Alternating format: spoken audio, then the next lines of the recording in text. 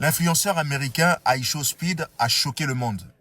Il est en train de faire une tournée en Afrique et il a révélé au monde ce qui était vraiment le visage de l'Afrique. Et ça a suscité beaucoup de réactions. Regardez les Noirs américains, comment ils ont réagi. Ils ont été étonnés. Suivez. Mec, pendant tout ce temps, ils nous ont fait croire qu'en Afrique, c'était un pays tellement pauvre, un endroit où tu ne voudrais surtout pas être. Et Speed est en train de changer ma vision de la vie à lui tout seul. Comme la musique vibrante en Afrique, la culture riche et diversifiée, tout, chaque aspect essentiel de ce magnifique continent africain. Ça me fait me sentir tellement bien à l'intérieur, mec. Ça me donne juste envie de quitter l'Amérique, mec. J'ai l'impression que l'Amérique, c'est le piège. L'Amérique est un piège. Le rêve américain est un piège. Tous les autres sont libres, mais pas libres de l'Amérique. Le problème, c'est l'Amérique, mec. L'Amérique, c'est putain de problème. Et j'ai envie de me casser d'ici. Genre, Speed, merci, mec. Merci. Voilà, en fait, ils ont été choqués de voir l'accueil qui a été réservé à Aisho Speed. Voilà, parce que eux, ils ont été habitués là-bas comme quoi les Africains étaient sauvages et incivilisés, etc. Et ils ont vu que c'était des gens qui étaient totalement civilisés, avec une culture réelle. Suivez encore ce témoignage, s'il vous plaît. Merci. Vous vous demandez sans doute pourquoi je pleure. J'ai regardé les streams de Speed et je vois tout l'amour qu'il reçoit en Angola. Il est en Afrique du Sud et il reçoit énormément d'amour et la façon dont il a été traité en Europe était dégoûtante. Mais le voir être un homme noir, être originaire des États-Unis et pouvoir retourner sur le continent et y être traité comme un être humain par les peuples africains civilisés. Alors qu'on nous a appris que l'Afrique est primitive, que c'est dangereux, qu'il ne faut pas y retourner.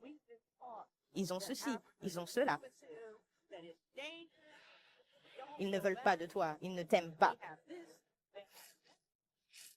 Et voir un Afro-Américain de son envergure, de cette stature, retourner sur la terre-mère, son continent d'origine, et être traité avec autant de respect. C'est pour cela que notre peuple s'est battu. C'est pour cela qu'ils se sont battus contre les lois Jim Crow et la ségrégation. C'est de cela qu'il s'agissait lors des révoltes d'esclaves. C'est de cela qu'il a toujours été question. Pouvoir rentrer chez soi, dans un foyer où l'on n'a jamais vécu, et être noir sans s'excuser, sans avoir à penser au fait d'être noir. Pouvoir simplement porter ses cheveux naturels et avoir la peau brune. Et ne pas être jugé, ne pas être victime de profilage racial, ne pas être tué. J'aime l'amour qu'il reçoit. Et j'aime l'amour que tous mes frères et sœurs afro-américains reçoivent sur le continent. Et je sais qu'il y a beaucoup de problèmes, je sais qu'il y a beaucoup de choses à régler. Mais je suis tellement fière. Je suis tellement fière et j'aime ça pour lui. Et j'aime ça pour tous mes proches qui sont là-bas. Et j'ai hâte de poser le pied sur cette terre et de le vivre moi-même.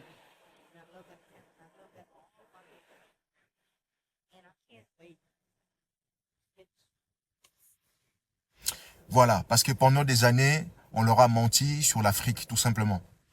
On leur a dit, en fait, les médias occidentaux mettaient en avant, en fait, la partie négative de l'Afrique. Et là, ils ont vu qu'en Afrique, il y avait aussi des gens civilisés.